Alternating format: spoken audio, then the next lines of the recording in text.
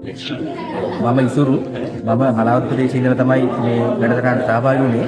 ඊයේ දවස පුරාම ජයලත් ජනරූපකරණ ආයතන සත්‍යාලතුන්දී මධ්‍යස්ථානයේදී අපේ කටයුතු ආරම්භ කෙරුවා. ඉස්සර දවස ඇතුළත අපි ඇත්තටම දවස පුරාම පුහුණු කටයුතු කෙරුවා.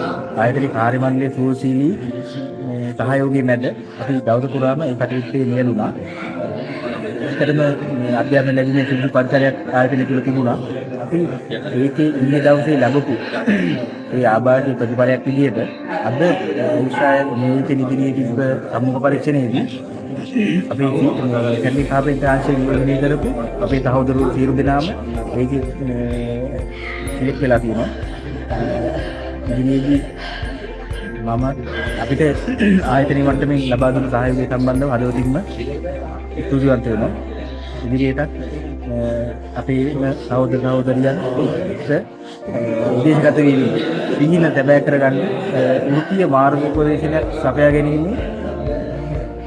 ඵලදායී මාර්ගයක් විදිහට මම ඇත්තටම ජයලත් ජනරූපකරණ වුන් කිරීමේ ආයතනයේට මගේ ඉදිරිපත් කරන ගමන් තුනවත් පුහුණු මධ්‍යස්ථානයේ සමග එකතු වන්න